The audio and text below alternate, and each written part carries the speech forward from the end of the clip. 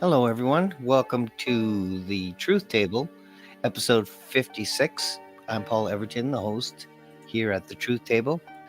And for the next 7 days, I'm going to try to get as many candidates running in the Ontario election as possible just to keep you informed. And if you know anyone that's running in the Brantford-Brant region, send them this video so they can get to know their candidate, the person behind the name on the ballot right after this.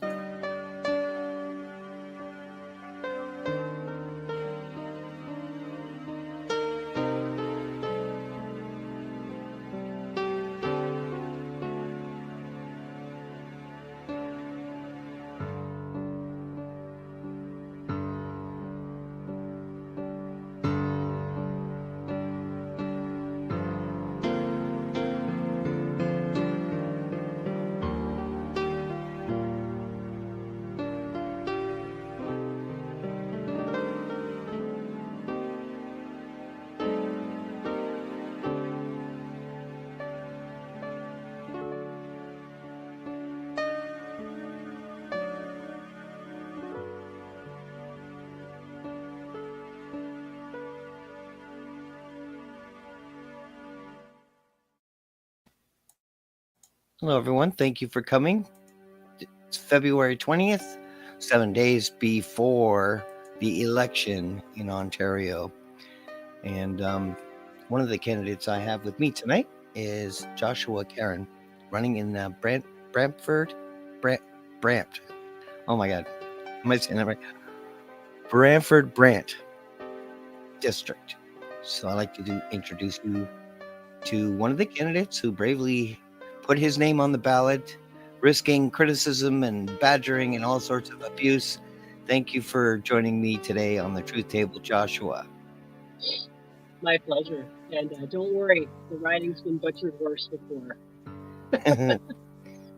Well, this is why I won't run, because I can't handle all that. I get it. Yeah, I'm just a musician. I just play piano. That's what I do, and I don't know how anyone could do it because I know how harsh it is. I mean, down south they showed us how bad it gets. But what was it that compelled you? What drew you to run in politics in the first place? Okay, that's a good intro question. Yeah, I mean, when I was a teenager, I went to a Vimy Ridge trip, okay? And there was 3,600 high school students that represented the 3,600 casualties Canada had in the First World War. Mine was Private Hayden Lee Jones, and he's buried in Crater Cemetery. So it was my first time representing Canada abroad, or really anywhere. And I just thought that it was a really stoic feeling to be recognized as a Canadian. And it's not like everybody's coming up to you and want to get a picture or something, but we definitely had some respect there for what Canada had done in the past. And I came home changed. That trip definitely opened my eyes, first of all, to see some other parts of the world, but just the row upon row and cemetery over cemetery. We stopped at every Canadian cemetery on our tour to acknowledge, the fallen heroes. So I came back with that spirit, and I didn't think I was ever going to be strong enough to serve in the military or something like that. God forbid there weren't any wars. But I knew maybe at some point public service, if I was brave enough to run in an election or something, stand for some ideals, that would be the way I could do that. And it was another 10 years before I actually put my name in the hat in a 2017 PC nomination contest, actually, when Patrick Brown was still leader of the PC party. And that was my first experience wanting to get involved and demonstrate some change. But I did not know what I was jumping into feet first. And I found out real quick there was a lot of shenanigans. There was a lot of foul play. There was a lot of talk. There was a lot of let the right hand see now what the left is doing. And I just got fed up with it. And to the tune of a few grand down the drain, which wasn't even paying for any campaign materials. It was just to be on the ballot because of this huge swing that was going to happen. The Wynn Liberals were on their way out. I don't think there was another election where a sitting premier, forfeited and the election days before the actual vote was tallied. So everybody knew the PCs were coming into power. And back then I thought, well, you just get your name on the sign and you're going to win. But getting your name on the sign and becoming a candidate for a party, you have to be involved in a nomination contest, which is like a true test of selling memberships and getting your name out there amongst the party brass. So if you don't have that, what do you have?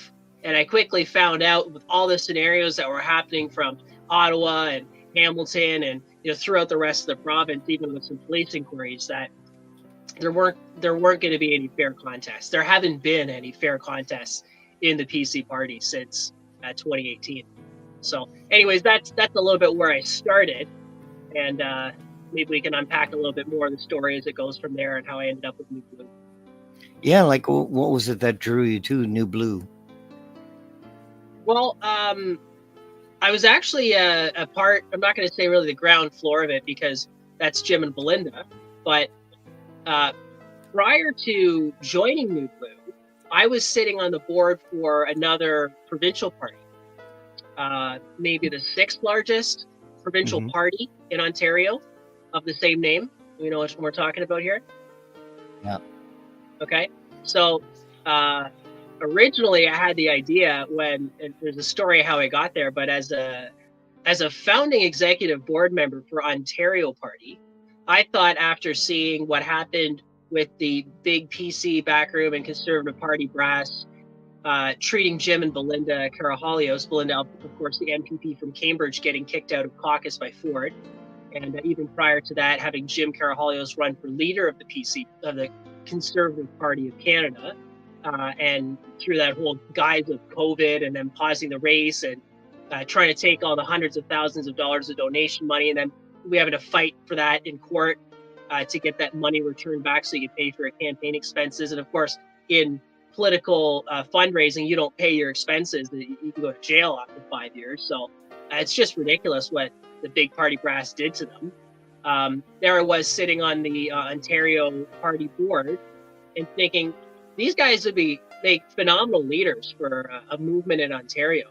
And that's what we tried to make happen. And for a period of time, we had a lot of conversations, but it never really materialized. And I can't say I left everything on the table there.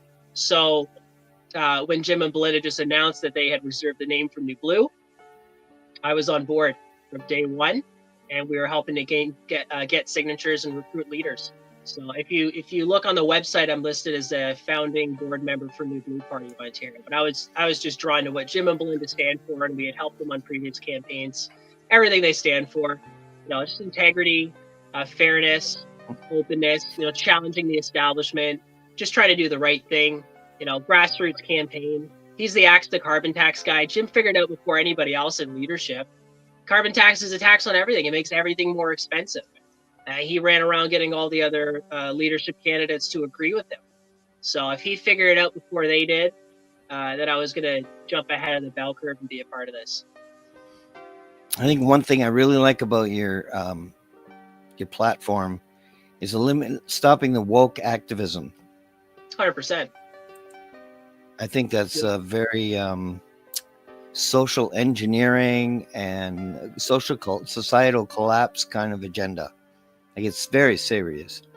So not a lot of the parties vote. I mean, the Ontario Party voted for Bill C-67. Yeah, with member McNichols from Chatham-Kent-Leamington. That was unfortunate. Very unfortunate. I mean, they had an opportunity there. Belinda did say no. She was the only one there that said no, and that's the critical race theory.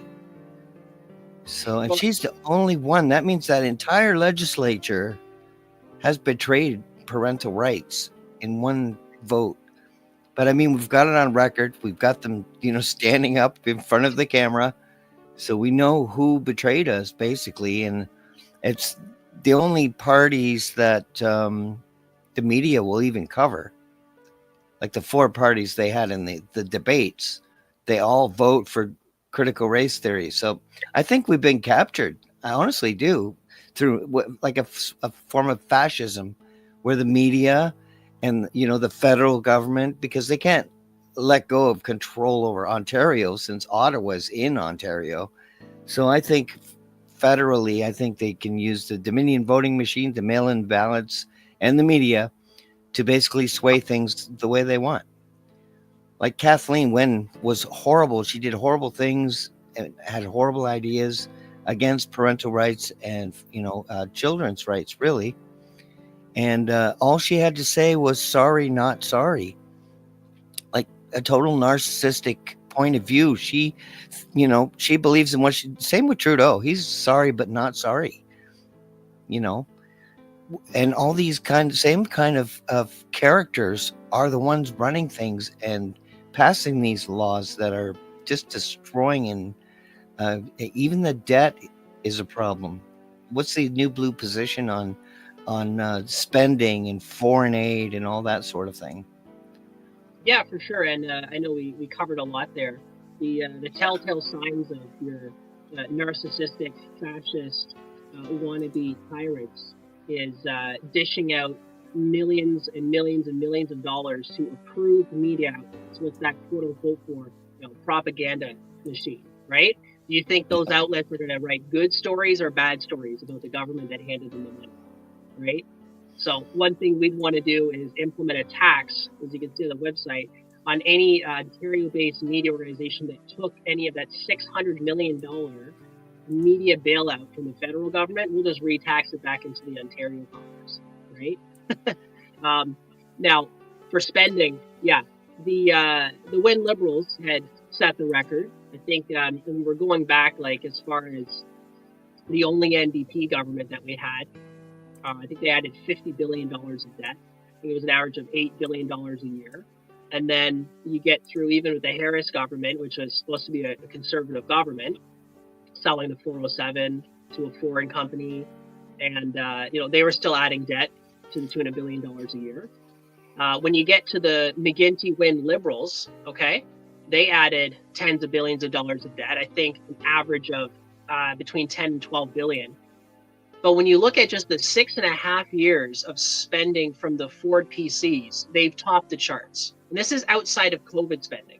But they have added an average of, I think, $14.5 billion per year of debt.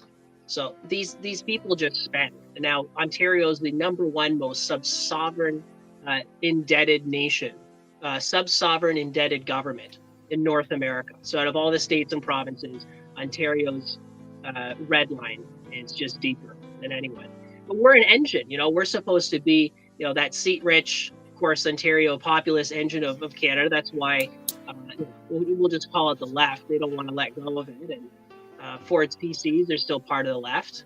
There might as well be the provincial wing of the federal Trudeau party, the same thing, doing events together, coming out with the same ideas, the $200 checks and then the $250 checks with your name on it. That's great. You take our money and you're going to give a little bit back to it. So you can get a little bit of it back to us. So you can put your stamp on it. But yeah, these leftists have left us woke and broke, Paul. And that's what it is. Woke goes broke. They're so focused on their diversity, equity, inclusion, DEI initiatives in government, healthcare, and education that they have these DEI officers enforcing all of that stuff. Critical race theory being taught in our schools, just poisoning the minds of our children. Why are we teaching them the hate? Let's teach them the code, for crying out loud. Like better skill sets as opposed to just recognizing color of skin. And the gender identity stuff, like it just gets deeper and deeper and deeper, and it's maddening. These people are almost cultish. They're so obsessed with gender and skin color and this wokeness. All that can be cut. All that's going to sit in their bottom line. Yeah, the bottom line is it's giving inappropriate information about your personal sexual proclivities. Nobody needs to know that. I don't need to know what you like, and you don't need to know what I like. And me telling you is inappropriate. It's inappropriate. I never liked even, male and female couples making out in public. I just never liked that. So I don't care if it's a male and female or a male and male or female. It's just inappropriate.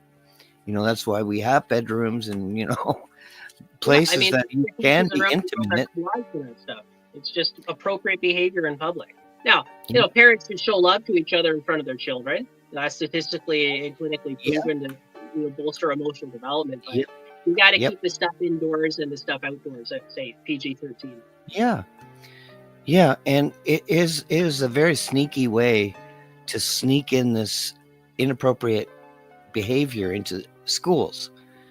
And so when all of them voted for Bill 67, I felt real betrayal like I've never known. And I thought, there's no way out. I looked at the debates and I thought, there's no way out of this. They control the Dominion voting machines. They can hack them. They can make the Conservatives win or whoever they want. They can make the Liberals win. Even the polls can make the Liberals win. Yeah, like And we're then, seeing, literally. but that level of manipulation is criminal to me. Now, would a mandated new blue government get rid of these Dominion voting machines? Yeah, absolutely, Paul. What we passed in our policy conference this last summer, which I was fortunate enough to co-chair and adjudicate for and call the votes on. Uh, as New Blue, we want to move to a same-day voting and paper ballots, right? So everything should be counted by hand. It's Mm-hmm. worth it. There's other sub-sovereign jurisdictions that do that, and they still have same-day results. It's amazing how the machines that are supposed to make the job go easier end up making things more complicated. Actually, I think if you look at the logo for the Dominion voting machine, for Dominion, it's I've got like seen a it, blue yeah. and another thing coming out. So like I they don't they posted don't it. I posted it on Facebook and I got fact checked for it. yeah, well, you know, it's just crazy. And for the CRT debate, actually, this is what they do. They hide that in the bill, and it was a bill for small business, I believe, right? And they called it that, like relief for small business. But it really was just jam packed full of the CRT initiatives. And it's funny Mhm. because the PCs had at that point their member Rick Nichols, Chatham Kent Leamington, okay, who would later have to resign from caucus or get kicked out of caucus. I don't know what happened first for not taking the vaccine, right? And then later get picked up with the Ontario Party. But he was out there defending the bill against Belinda Carahalios sitting as a new blue. When you go back and watch that debate, it's almost comical because she's pointing out all this stuff on CRT, and then Nichols is, he's looking at the paper going, well, what part about supporting small business does the member have? What problem does a member have with supporting small business? It wasn't about supporting small business. That was just a title of the bill to jam it through and to ram all the CRT initiatives into her throat. But that's how they operate. That's how all these big conglomerate bureaucrat stacked governments operate with omnibus bills. They title it one thing and it's jam packed full of everything else. Pull the wool over your eyes. And we're not going to do that when we take power from you. I think it'll be simple and streamlined. You know what you're voting for. Well, I mean, I only have guests on my show that I believe in, and yeah, I've read the platform, and I believe in the platform. I mean, it's not the only platform I believe in, but all the platforms I believe in are getting no coverage. So I said, no, I'm going to have them all on my show, as many as I can, especially in my region, because I know Payman Ascari is doing a lot in his own region in Vancouver. And so we all have our own regions. And this is really a show for the people of Brantford and Brant district, so they can get to know you. And the website is below for the New Blue Party. It's newblueontario.com, and you can get all the information, see the candidates, hear a little bit. There's videos there as well of them, the leader and the co-founder, Belinda, talking, and you can get a lot of information about that there. So if you know anyone in Brantford, please share this video with them so they have a little more, so they have an informed choice at the booth. If you vote for New Blue, he's going to vote against the Dominion voting machines. He's going to vote against, the government infringement on your children in the schools behind locked doors. There's appropriate conversation and there's inappropriate. And I think the majority of us would agree that these decisions would never have been made if we had been participatory in that decision making. So we need to get out of the this this false polls and believing that they're true, because they're really not true. But it is a form of manipulation, and I would even go far as saying a military grade kind of manipulation, social engineering. So you really have to vote with your heart. You have to vote for the person. There is no left and right anymore. Like Joshua said, I mean, the conservatives are not conservative anymore. The liberals aren't liberal anymore. The classical liberal, I would say, I would have been a liberal, but only under the classical liberal platform. It's no longer that. So we have a left wing and a right wing, and then we have the NDP, who is actually the bird. So all three of them are working together, and then you've got the Green Party, who's also climate change, environmental, totalitarianism. Yeah, they're feathers on the wings. Yeah, so they're all working against the betterment of your life, as though we have been captured, and like the Dominion voting machine is a way to give us the illusion that we actually have a say, when I don't think we really do. But I appreciate people like you that are willing to put your time on the line, time away from your family, your children, and that means a lot to me. And people need to know that there are people like you out there. There are better parties. The New Blue is a conservative party. It's like a real conservative party. All the And rest aren't. They're just not. All right. Let's see. The milk and cheese. Like, what would you do about the mafia over the eggs and the chickens and the food management mafia? You know yeah, what I mean? getting into supply chain management and stuff like Supply that. chain management. Yes, Yeah. sir. Well, this was Maxi and Bernier's like Yes. big issue, right? Yep. So it hasn't come up for New Blue. It didn't make it to our policy conference. It's not really something that the provincial party had a stance on. We have some things that are going to be helpful for our farmers, especially our dairy farmers. But um, Mhm.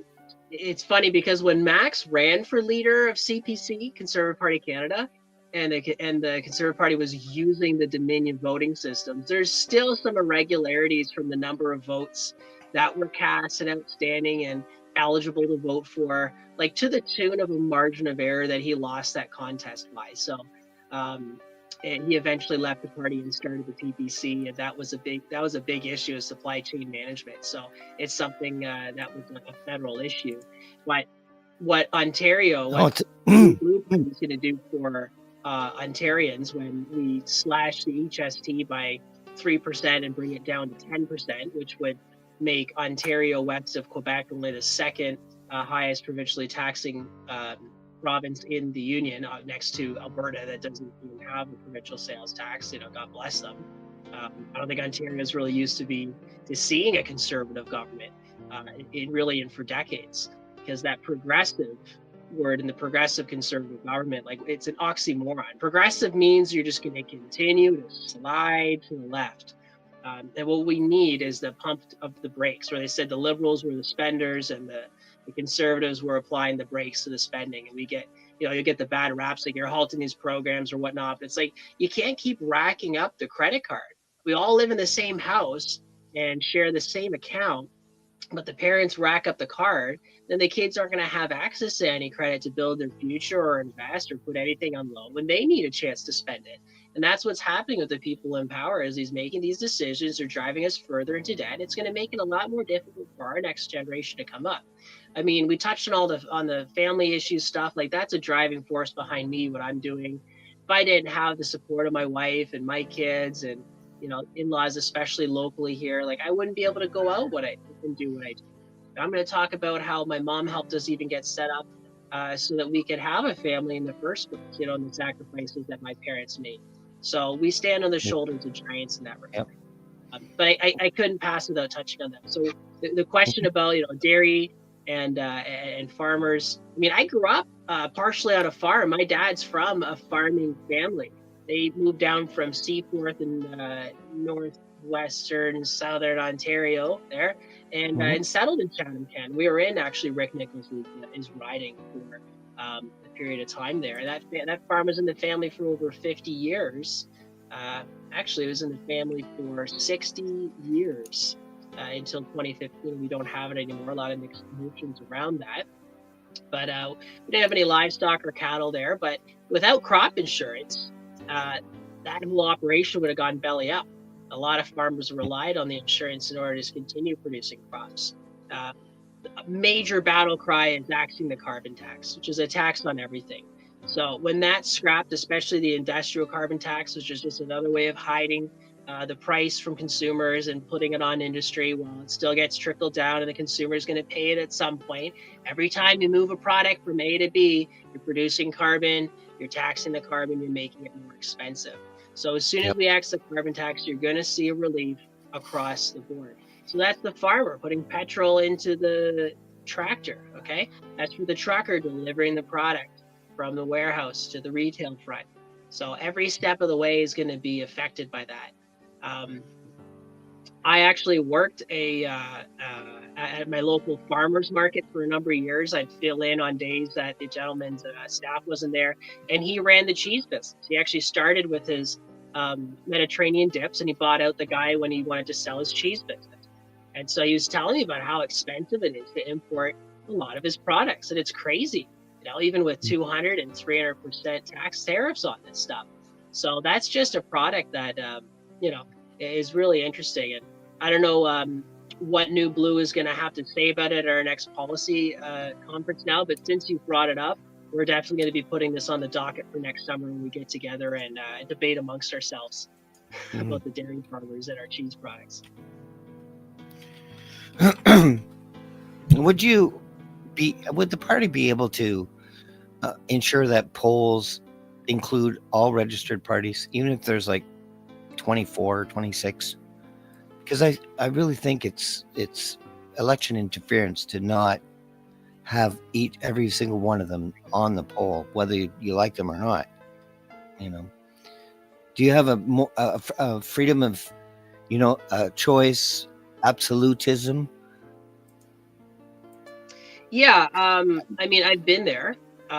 When we started the Ontario Party in 2018 and ran 5 candidates, we were quite frustrated that we couldn't be included on the polls. Now, mind you, we started the party in 2018 on a technicality of when we ran 2 candidates, we were legally entitled to bind them together and start a party. And that's a loophole that you can utilize to start an official party without an election period. You would have to go through the arduous process of collecting thousands of signatures, sending all the paperwork into Elections Ontario, waiting to come back. It could take 6 to 9 months to get everything. And that's even on top of having to register the name and have that reserved. So we were able to acquire the name and run 5 candidates and start the party in a matter of days. And we were frustrated that we weren't on the ballot. And then, when you fast forward and we had New Blue, we actually did get some traction, but the difference there was between 5 candidates and 124 candidates. We actually fielded 124 candidates in our first election, and we were the first party to do that, even before the incumbent PC party, which was, we were really proud of having that. We had a lot of time to work with. People were frustrated.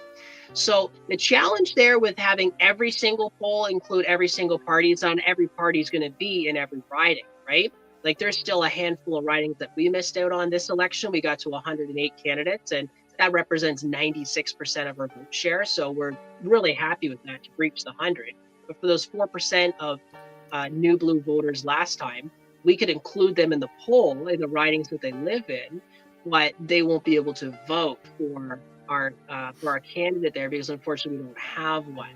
So in that scenario, I get it. I'd like to include every single party on it, but you go to the Elections Ontario website, there are dozens and dozens and dozens of parties. So there has to be some criteria. And I don't know how many candidates that is or how long they've been around for, but there should be a little bit more of an open inclusion, not just have the big 4. So whatever the metric is that would include us, let's say, as the 5th largest party, Maybe it's not the 124 candidates that we got this time, so that would have disqualified us. But the fact that we ran in a previous election and got a certain number of vote share, which was the 2%, that qualified us for the political party subsidy and the political welfare that we had campaigned against, that they didn't give it to us anyways out of a technicality. Another story there, something we wanted to.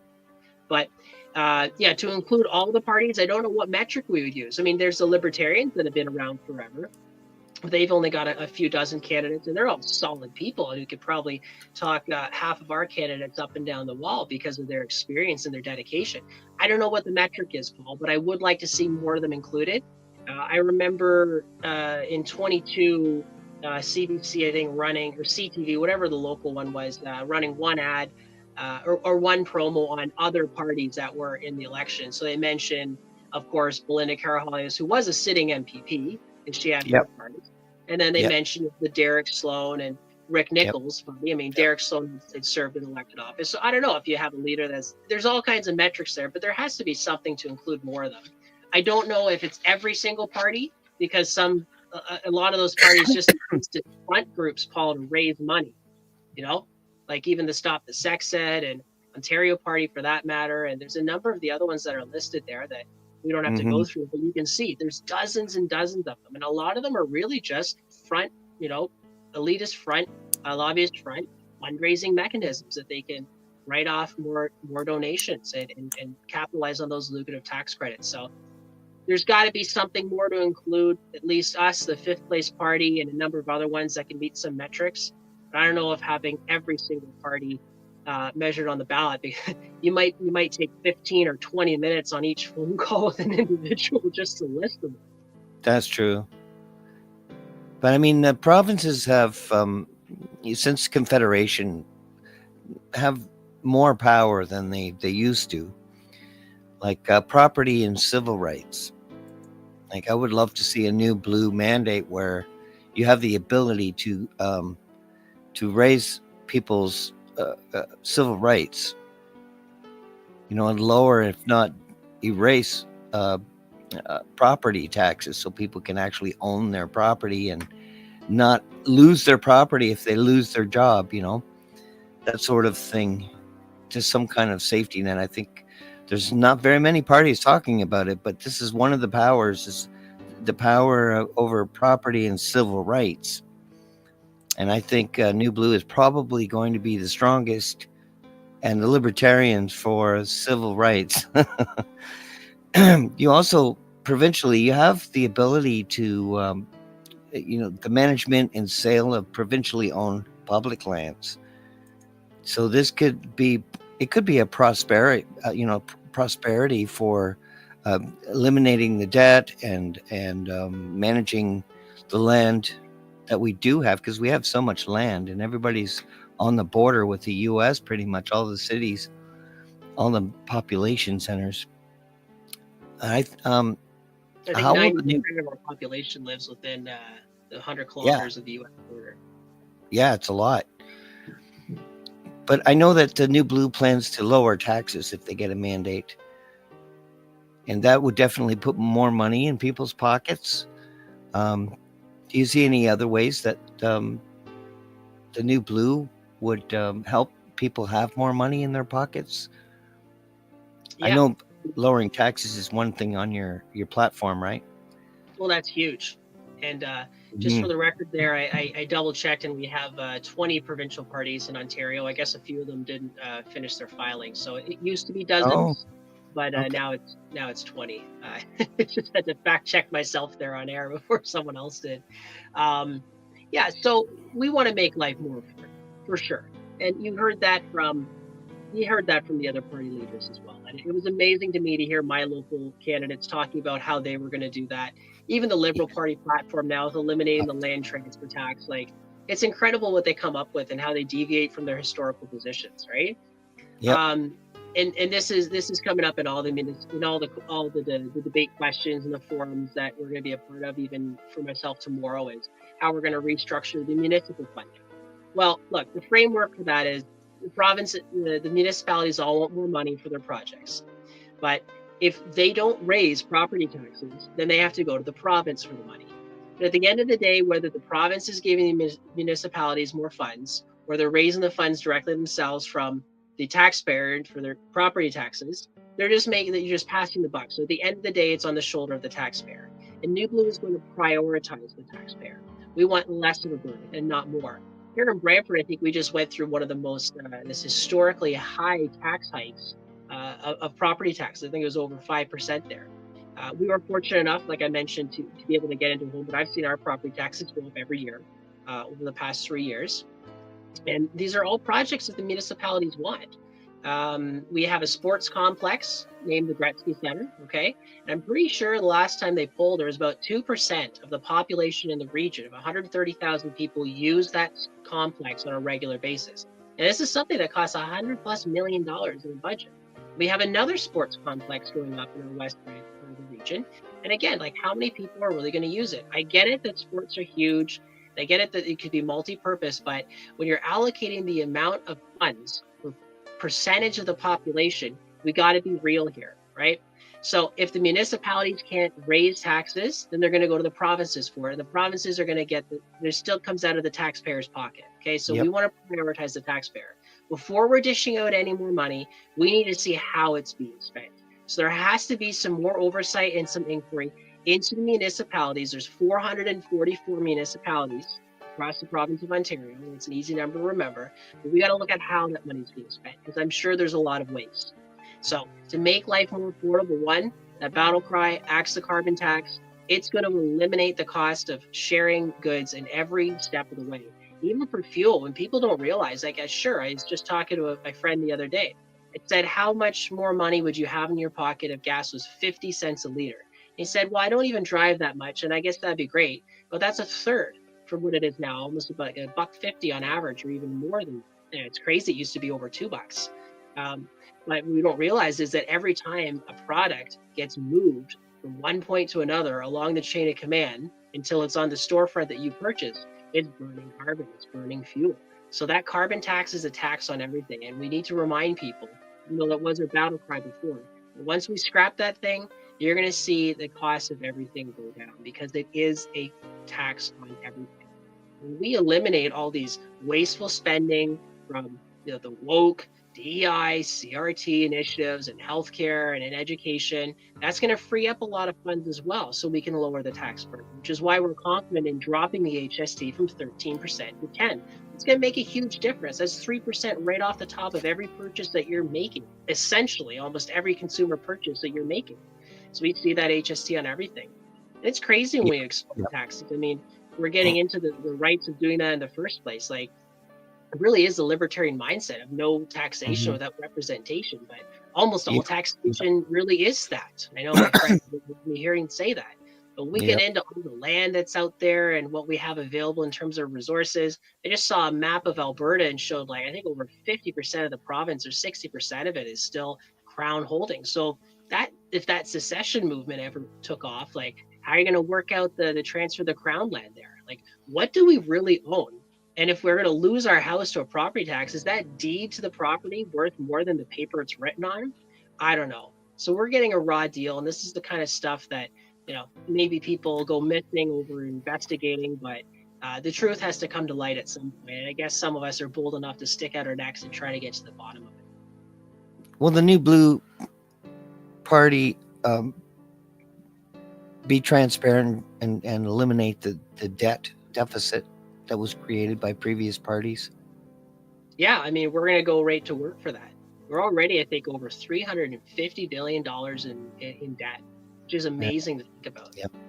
We're the number one most indebted sub-sovereign nation, sub-sovereign government jurisdiction in North America. So again, that's all the provinces and all the states. But how do we tolerate this? You would lose your home if you built up a debt like that. You wouldn't be able to feed your children. I mean, how is it possible for them to just steal? Because to me, it's stealing. A deficit is theft. It means they're spending more than they're getting. And they're already overtaxing us, as you pointed out earlier. So, I mean, would the New Blue Party, if you were elected with the mandate, Would you get rid of all the windmills and the this EV subsidies and all these subsidies for media, and because that to me is like a way to control people. Yeah, 100%. I mean, you're speaking our language there, Paul. Yeah. In terms of spending, those EV projects, and it's great. Look, electric cars are cool. I've been in a Tesla. It's fun to go 0 to 100 in a second. They drive themselves essentially. Like Yeah. they're fun, Yeah. okay. And if the industry's there and if the market will allow for a demand, then people will buy it. But we don't need to be subsidizing it. We're not No. subsidizing the other vehicles, okay? Yeah. They call it fossil fuels. It's actually God-given fuels. Those fuels Yeah. are in the ground for a reason, for us to dig them up and Yep. burn them so we can get from point A to point B. That's why we don't use candlelight, okay? That's why we don't Yep. use a whole forest of wood to heat our home, because we have better energy sources and they make our lives better. That's why we use washing machines. We don't do things by hand. We use vehicles, burn emissions. It's not as crazy as all the leftists and the climate alarmists are thinking, okay? So it's great.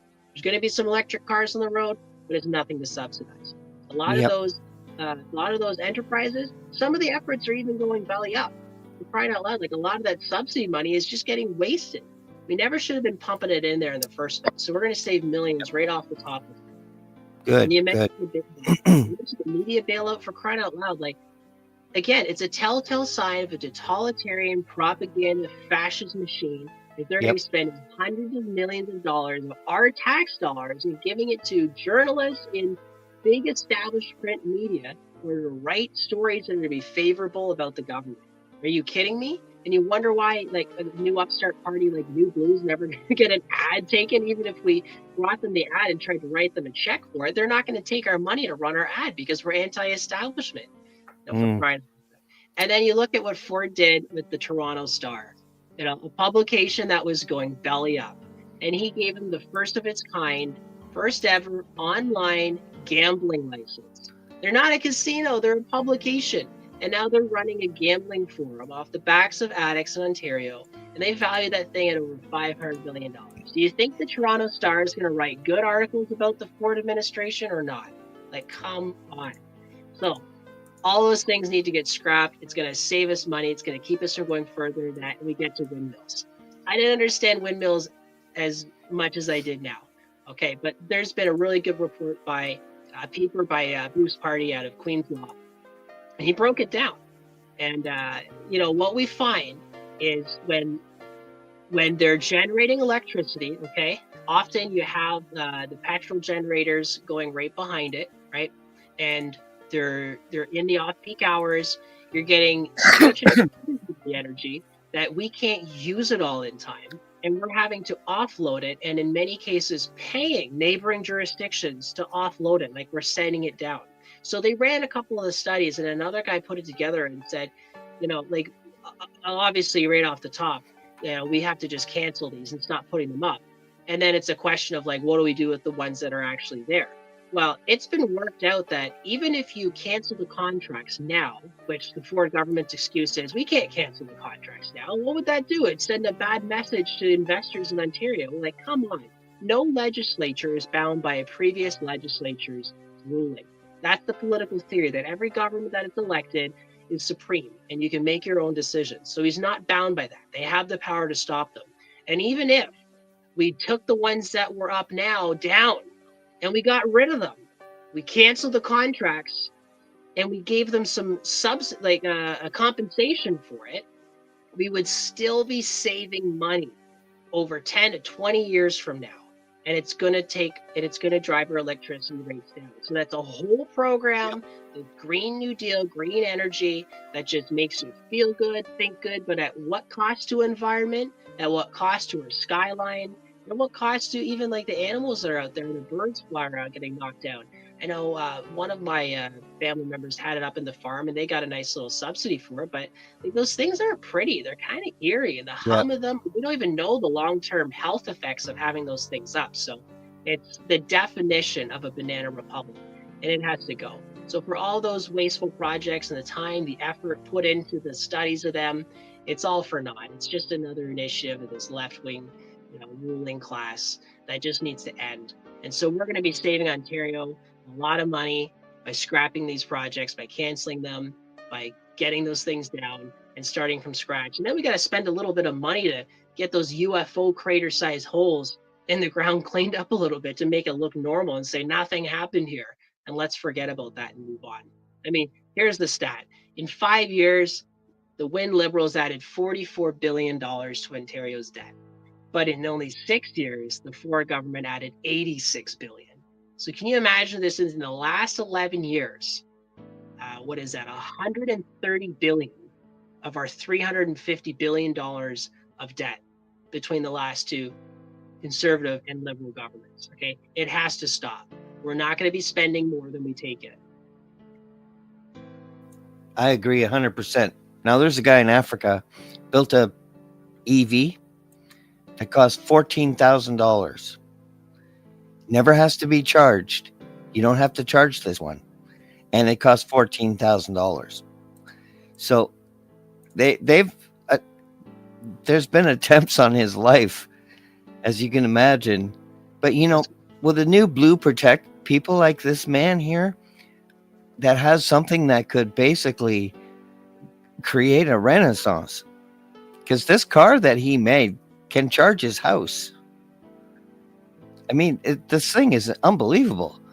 This is Zimbabwe, I believe, and he's already showed the king of the country, and they started making them February 10th, so they're being produced. I mean, imagine a EV that never has to be charged for $14,000. I mean, that just crushes Elon's $60,000 car. And it goes 0 to 100 in 1 second, just like a Tesla. So, I mean, these things, I see this, I believe, because people are so creative and they've just been denied. Our renaissance has just been denied over greed. Like hemp makes the strongest rope. It also grows the fastest, mostly abundant crop. If used making patio tiles, they're 3 times lighter, yet at the same time, they're 3 times stronger.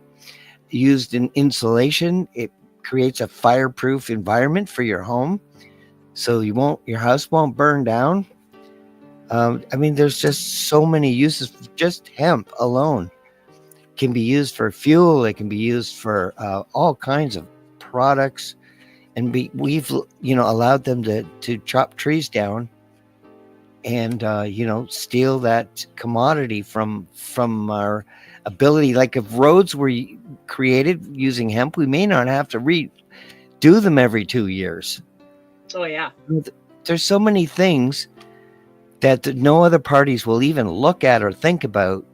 I think your party is the kind of party that will embrace ideas like this EV that costs $14,000. Can you imagine never having to charge your car, put gasoline in your car again? yeah. I mean, all that money you would save. Unbelievable. So, I'll keep my eye on this invention, and I'll keep people posted, because I get excited about these things. To me, this is like a renaissance thing. This is like can free the world, because this thing can charge your house. So when you drive to work, you come back home, you can plug it into your house and charge your house. That's unbelievable. I mean, it's just unbelievable. He's got the devices where you can use them for your television. You just plug it in. You don't have to plug your television in the wall anymore. This is him here. And, but just what an amazing, there's he meets the king. It's not. But look at this car, $14,000. And that's a pretty good looking car. It's not bad at all, eh? There you go. Plug it right into your house. Let's charge our house. Yeah, so yeah, the power companies and all of them would just hate something like this. But you know what? It's time that we freed our country, because we can. We have the potential. We have the potential to have amazing education. We have smart people. We have great carpenters that can create a curriculum, for the young people to learn. and then they can test that out, and if they're good at it, they can continue all the way through school, and when they graduate, they have an apprentice, have them ready to work as soon as they graduate, instead of university for 20 years or 4 years. Oh, it's indoctrination here.